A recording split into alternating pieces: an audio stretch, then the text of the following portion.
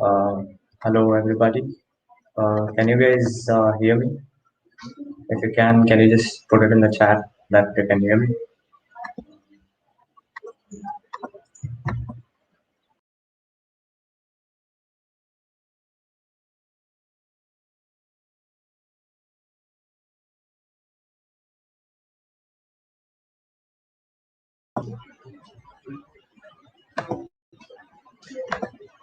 One second.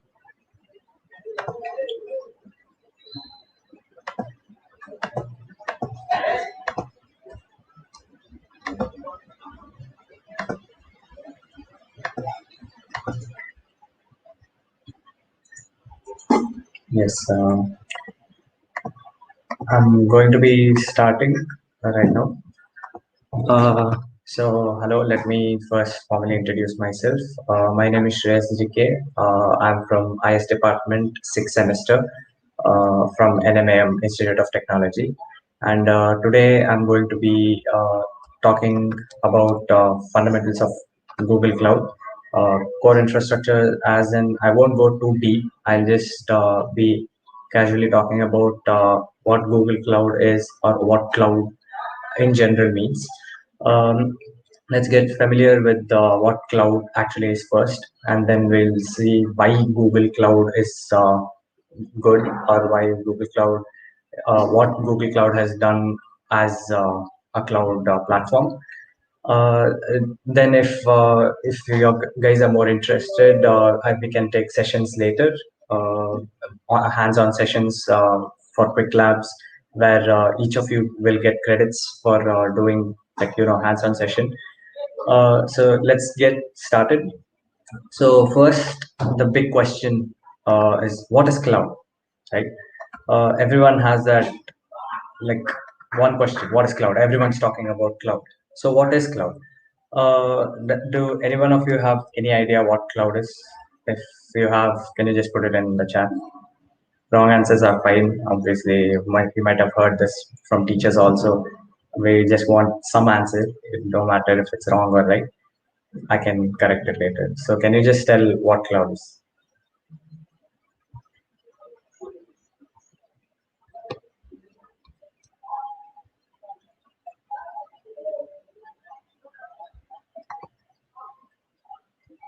No answers.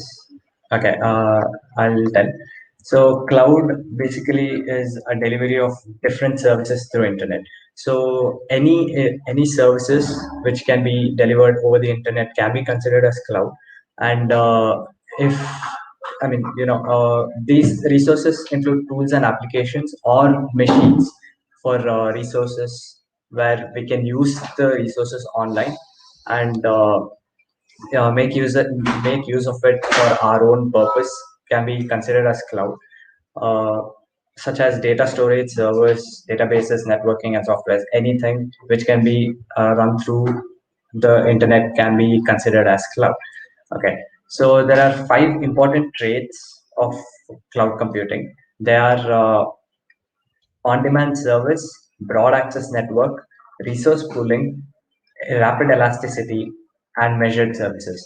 So what all of this means, let's go through them. Okay. So first, on-demand self-service. So on-demand self-services, as it's self-explanatory, right? Every term in this is self-explanatory. Yeah, everything here is self-explanatory. On-demand self-service means no human intervention is needed, and whenever we need resources, we can get it. Right? That's on-demand. Anything on demand we can get is called on-demand services. And then next is broad access network. So we can access it from anywhere. Anywhere we have internet connection and we can deploy it from any place can be considered as the network access, right? So we have to have a maximum reach. So that is called broad access network. And then resource pooling. So wherever we have multiple, so cloud is basically like a centralized system, right? So they provide us the servers. We don't have to keep our own servers in place. So they provide the servers, and we just use their resources. So resource pooling is one among the core aspects of cloud, and multiple, like where we can buy resources for our project can be considered as resource pooling. So rapid elasticity is where it comes into picture when we use the amount of uh, resources which were allocated first, and we need more resources, so we can rapidly we can allocate more space or more resources as quickly as possible. So this is called rapid elasticity. Then it's the measured services. Measured services is basically pay for what you use, like, right? So you're just paying for how much resources you're using.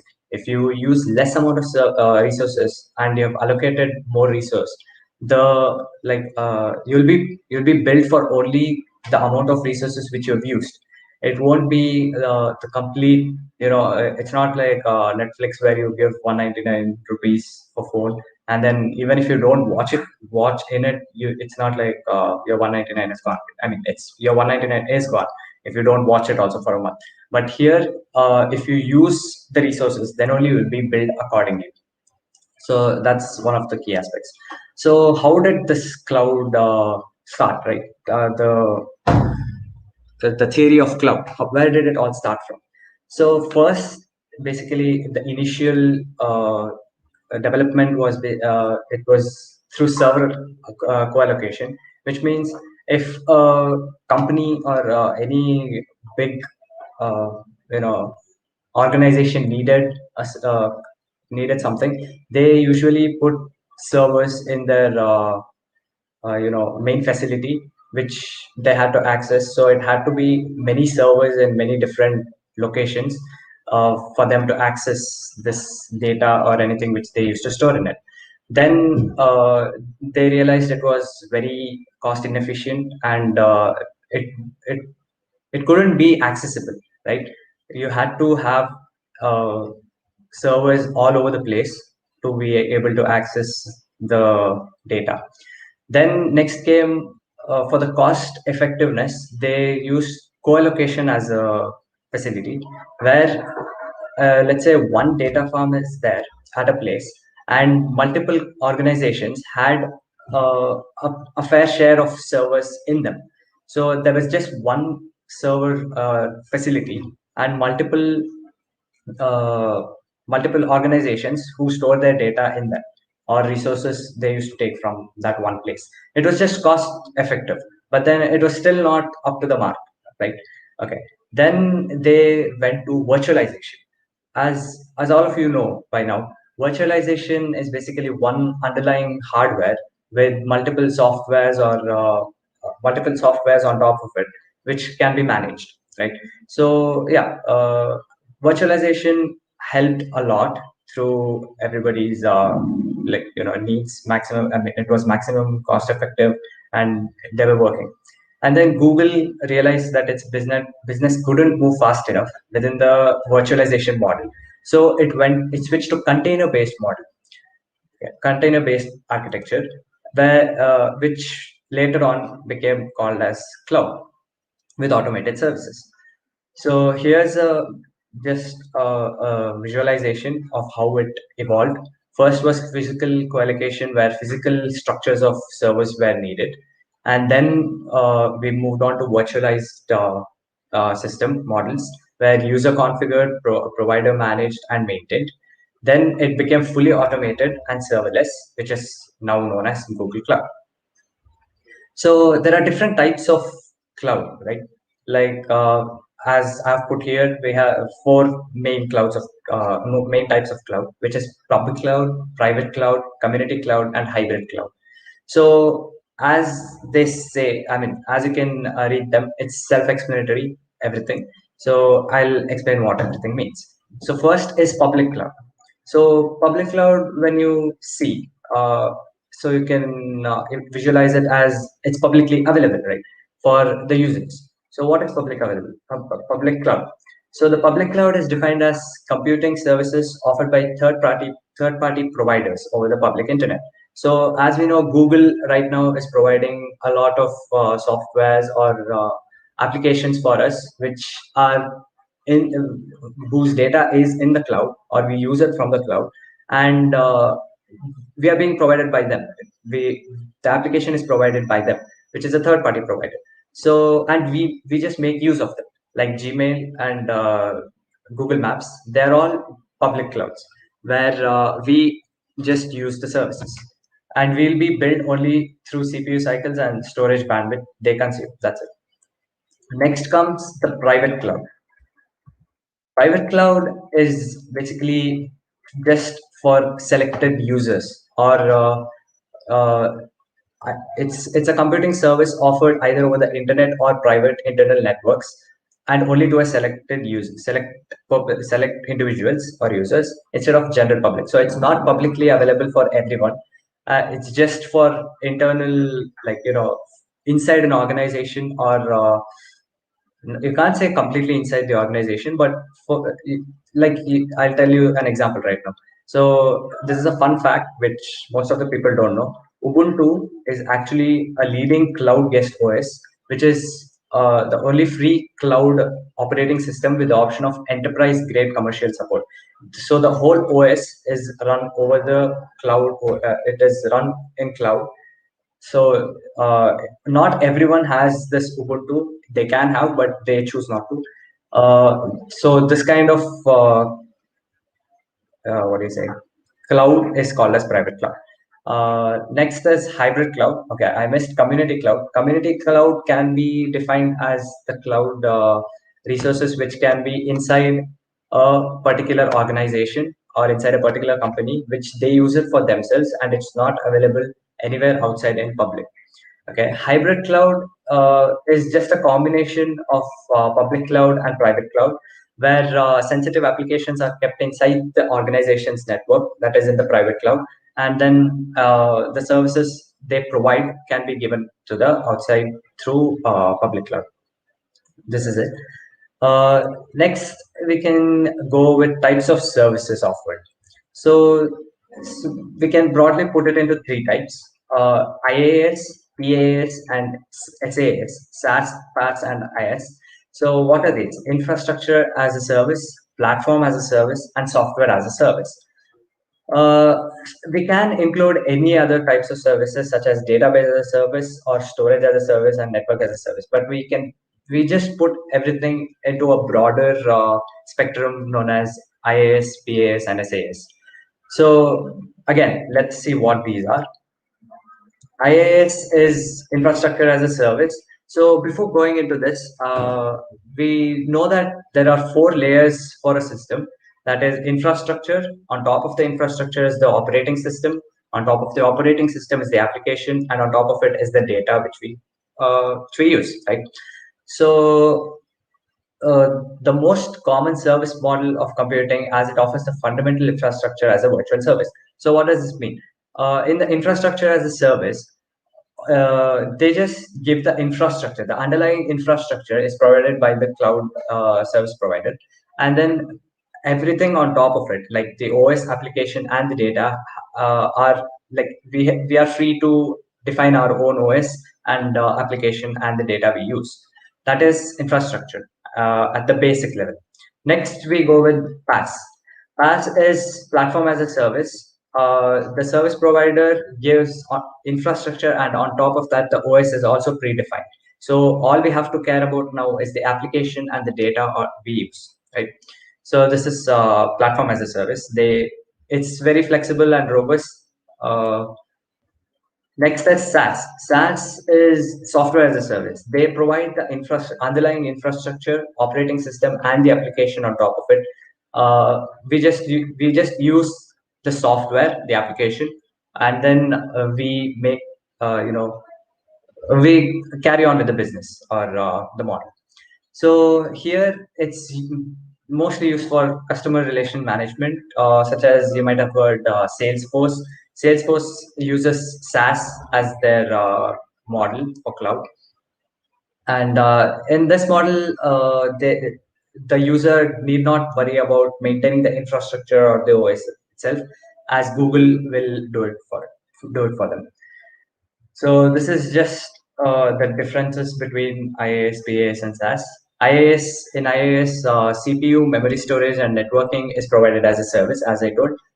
Infrastructure is just provided. The user needs to manage the OS and the application. So platform as a service, only the platform is managed as a service. The user provides the application. Yeah, as I told, infrastructure, OS, application, and data. So in SaaS, the platform and software is provided as a service to the user. The user supplies the data. That's the least. Okay. Now, what is Google Cloud, or how does Google carry out the cloud operations? So Google Cloud is a public cloud which is carried out by a platform called GCP, which is Google Cloud Platform. And Google Cloud Platform, one second. Okay, Google Cloud Platform is an excellent in IaaS solution. So we are just provided with the uh, infrastructure, and everything on top of that we can build. So Google GCP is an excellent infrastructure as a solution that integrates with Linux or Windows servers. We have the options to choose between Linux servers or Windows servers, whichever we are comfortable with. So GCP offers four main kinds of services. That is compute, storage. Okay, one second. Compute, storage, big data, and machine learning. Okay, so let's see how it does. Okay, so before that, Google Cloud Platform is a provider of computing resources for deploying and operating applications over the web. Its specialty is providing a place for individuals and enterprises to build and run softwares, and it uses the web to connect the users to the software. Okay. So let's see about compute first. So we know that the four important aspects is compute, big data, machine learning, and storage, right? Okay. So compute, basically Google GCP provides a variety of services for computing, which are compute engine, Kubernetes engine, app engine, and cloud functions and cloud run. So in compute engine, we are free to create virtual machines and how to manage them. Everything is there in compute engine. We have to create a virtual machine on our own.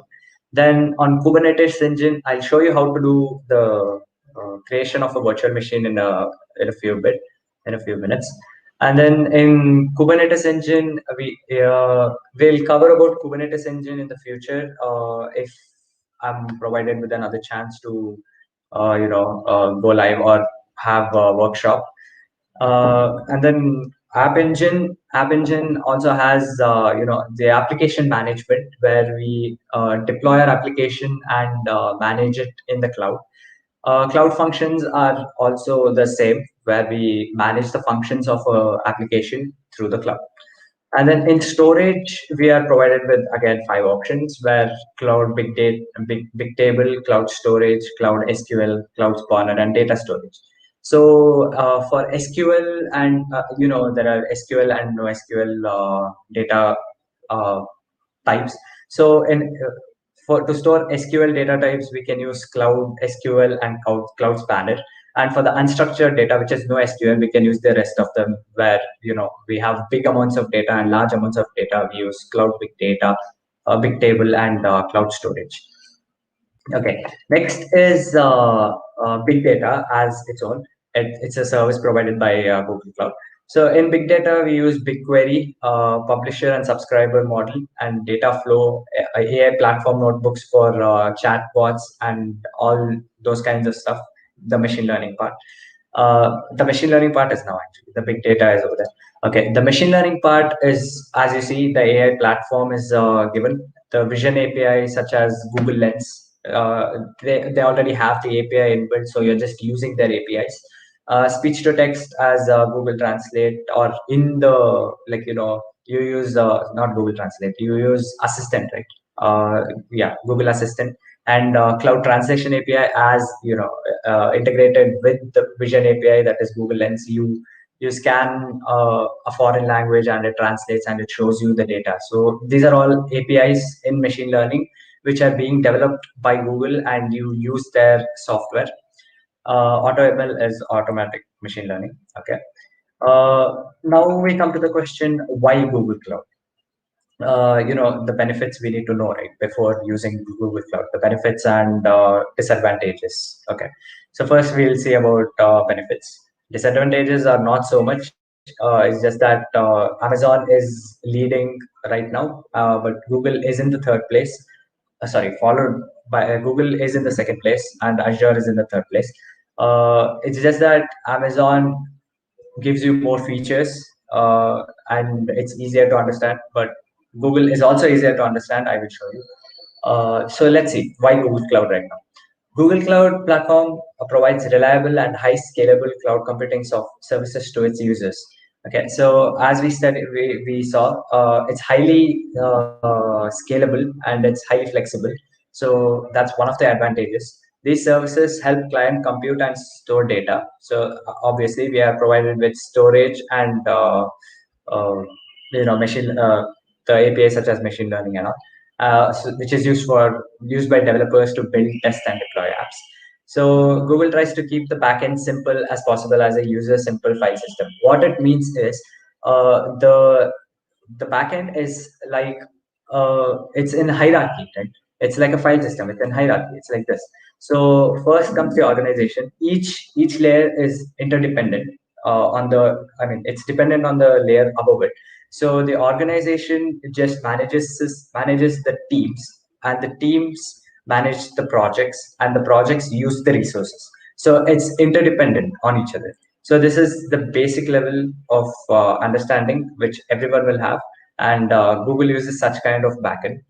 So another advantage is Google, as we know that the internet traffic, it's more than 40% of world's internet traffic is taken by Google's networks, and it is designed for the highest throughput and the lowest latency.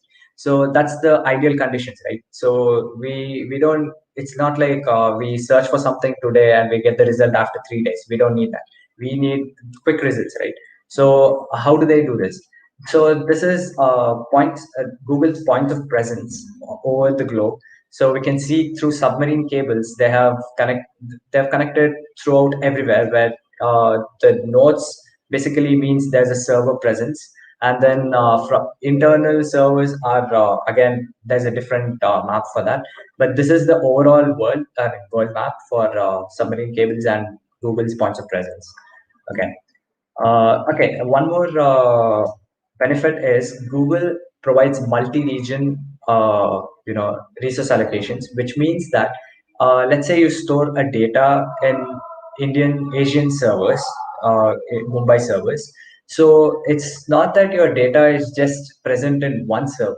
It's the copy of your data is present in multiple zones of this Asia or Mumbai servers, so that there is error handling, right? You don't lose your data if there is a natural calamity or any such mistake, by chance, error handling. I mean, if the machine has to give up or something happened. So your data is not completely lost. It's through multiple, I mean, it is saved in multiple regions so that a backup is always available. So that's a great benefit of it. Okay. Uh, then the billing. The billing is very simple. It's for how much you use, right? As I already told you, it's for how much you use. You are billed through a model which they have come up with. So every time you use a significant portion of the billing month, you are applicable for a discount every, like, after a certain amount of usage, you are applicable for a discount which is done after that for every minute. So you are given 25, as given here, 25% of the month's compute engine automatically gives you a discount for every incremental minute. So it's just pay for what you use. Okay. And then the security. Everyone's concerned about the security of their data in the cloud, right? The people tell there's no security in cloud, but that's wrong. Uh, in Google Cloud, so basically they prepare their own custom chips and hardware security chip called Titan. So, and they have multiple, uh, layers of security, which again I can take a class on, I mean, or a seminar on. if you guys wanted to. Server machines use cryptographic signatures to make sure that the booting that we are booting the correct software, right? We don't want random softwares to be booted up when you boot, when you want to run your programs. So they use multiple cryptographic signatures, and every SSDs and all the data which are stored anywhere across the cloud is encrypted. So no one can just hack into it and be like, they can't access it so easily because everything is encrypted. Um, and even the Google employees need two keys to be able to access. I mean, to be able to access the servers. One which they know, and one which is generated by the hardware or uh, the Google servers themselves. So it's not so easy to hack through, or like data being breached so easily. Okay, so these are the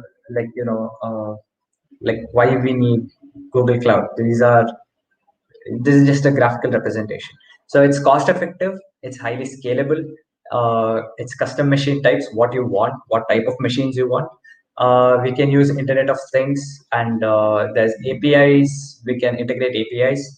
We can do big data analytics, we can use cloud AI, which is again APIs, and it's completely serverless. Okay. Now interacting with the GCP, the Google Cloud Platform, right? How can we interact with Google Cloud Platform? There are four main ways, as you can see. It's web user interface, or the Cloud Shell, Cloud SDK command line. I'll tell about these two while explaining. I'll show you how we'll get familiar with QwikLabs, which is actually a software with which we can access GCP, Cloud Console mobile applications, and REST-based APIs. Okay, now I'll just show you how QwikLab works by creating a virtual machine. Okay, just give me a moment.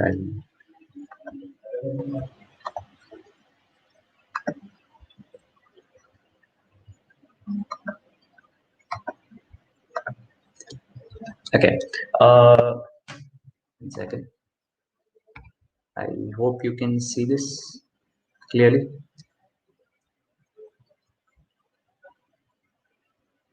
Okay, so now I'll be doing a lab which is in QwikLabs. QwikLabs is a software by Google to practice this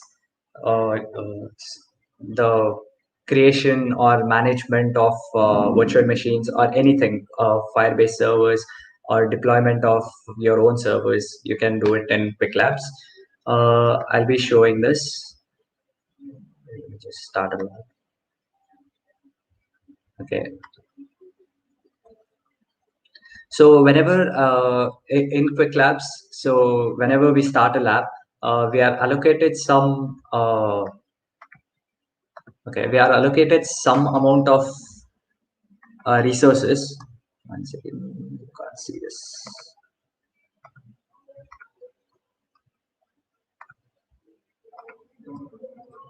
Okay, you are allocated some amount of resources, and it's given with a student ID, your own Gmail account and password on this side.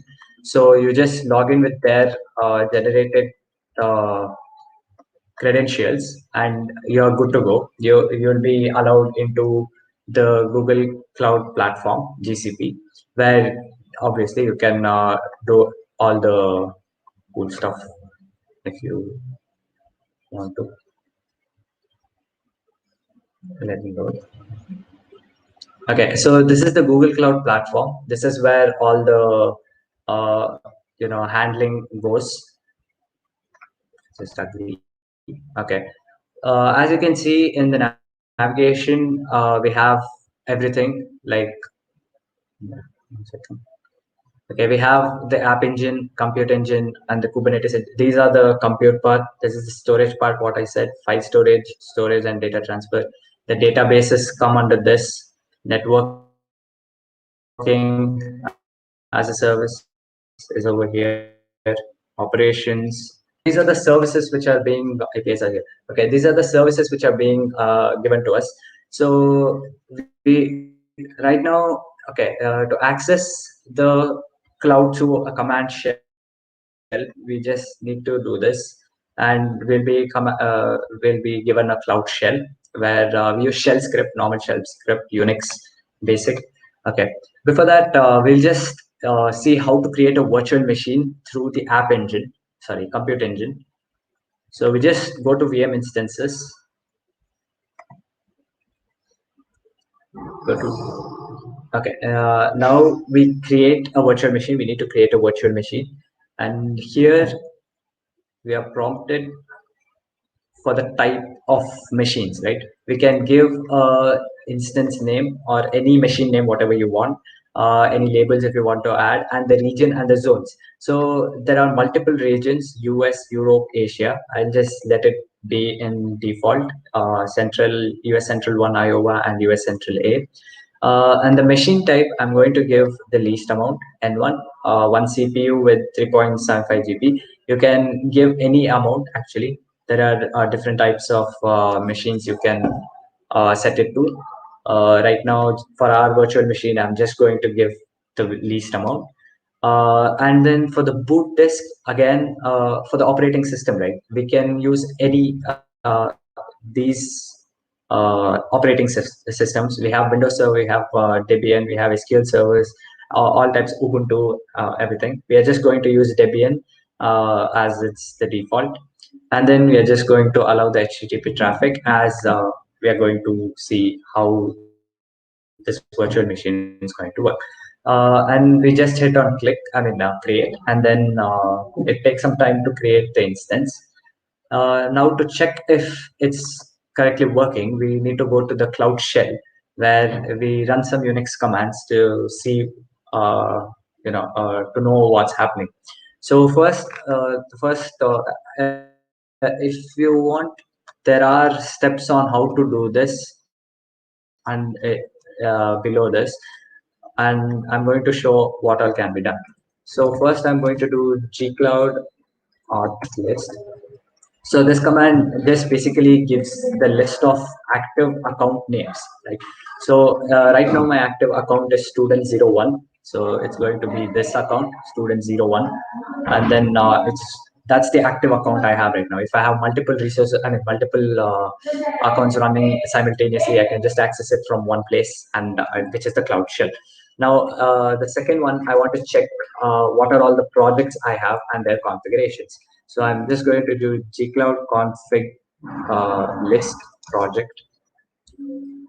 So this is going to list all the active projects. Right now I have only one project, which is here, which is given here, QwikLabs GCB01. And this is just going to be my one project right now. Okay, so I've created the virtual machine already, as I showed you how to do it. Now I'm going to connect to it through a secure shell SSH and run some commands to check, to install the Nginx web servers, which is a global web server. So I'm just going to install Nginx web servers on my virtual machine, on my guest OS, right? Okay, let's see. First, I need the admin password. So I'm just going to do sudo -. Right now I have root access or admin pass. Now I'm just going to do get update. Don't worry if you don't understand any of these,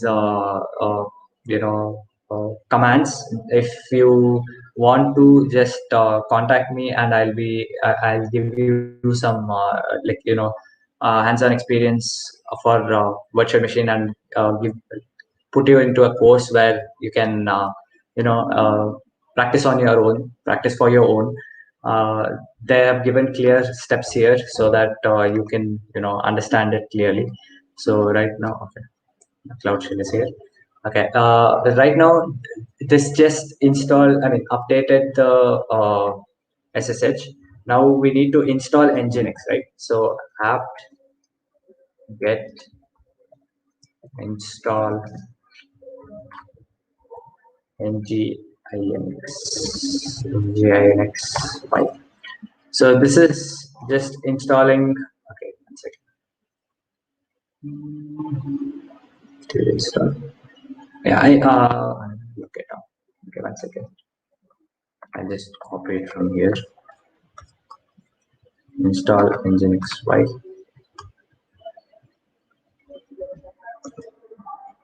Okay, I made a mistake in that. So this command is just installing the Nginx web servers into our virtual machine, and this is just setting it up, and we have the Nginx servers running. So we can just do we need to confirm that we need it. So this is the command confirming it. GRET-NGINX. So now we have confirmed that we need the Nginx web service. To check if it actually works, we can go to the web external IP itself, and now we know that Nginx web servers are installed in our operating system. So we are provided with an external IP to check, if everything is on point or not. Okay, that's the basic right now. We'll just exit this. Now, we created the virtual machine through, we went to Cloud Compute Engine, and then we created a virtual machine here. We can create it through the cloud terminal itself. We can create it from the cloud shell. So I'll just show you how it's done. Cloud Compute Instances, create Gcloud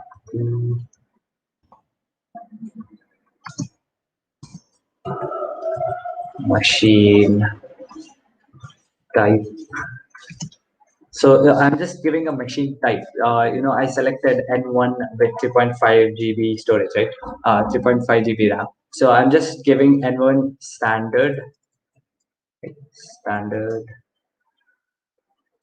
2, and then I'm just specifying a zone, which is US Central 1C. So this command here should be able to create a zone, a virtual machine, which is of type N1 and which has 3.5 GB RAM, and the zone is US Central C. So yeah, as you can see here, it has given us GC Lab 2 and US Central N1. This is the machine type. Now, if I go back here, if I reload this, now I have GC Lab 2, which appears here as my second virtual machine, and the instances. Other commands, such as if you want help on how to get these commands, you can just put Gcloud compute. We need to create it, so it's a compute instance. So compute instance dash help, and it will give us all the okay, 1 second. Gcloud group templates instances. Oh, it's instances. Okay, now this just gave us the synopsis on how, what all we can use with this.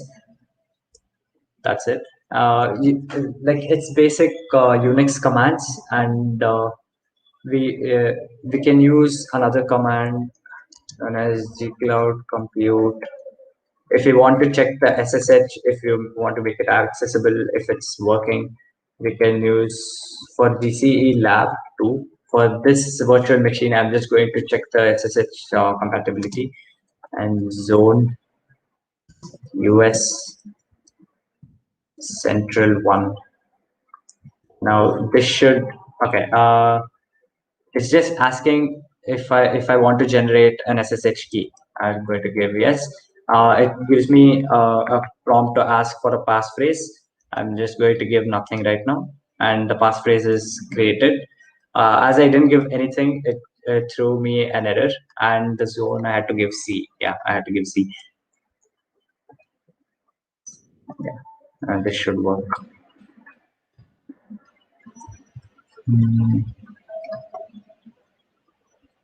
Okay. Okay, there was some problem, but yeah, that's how you do it. If you want to know more about this, or 1 second. If you want to know more about Yeah, if you want to know more about such kinds of commands, or if you want to have a hands-on experience on this Google Cloud Compute Engine or QwikLabs, feel free to meet Arjun or me, and we'll look forward to keep. I don't mind keeping another hands-on workshop in college, which is going to be offline, and we can have a full day of practice, or we can have fun with Google Cloud by creating a Minecraft server or something like that. If you have any questions, I would like to answer them now. So just put it in the comment section, and I'll answer it for 5 minutes. If you have no doubts, I'll just end the session, and we'll see later. Is there any doubts?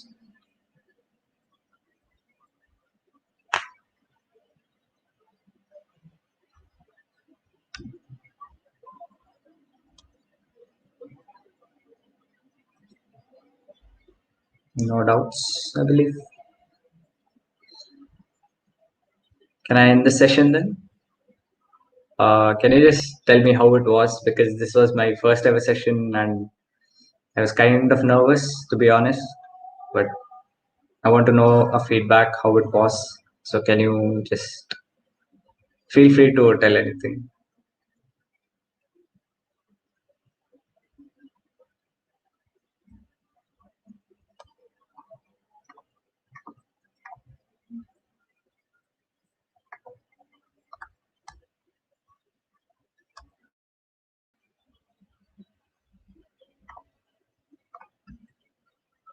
Okay, I think there's no more questions.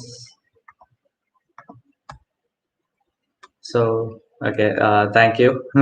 I'm going to end the session. It was nice explaining for you people, even though it was not as interactive.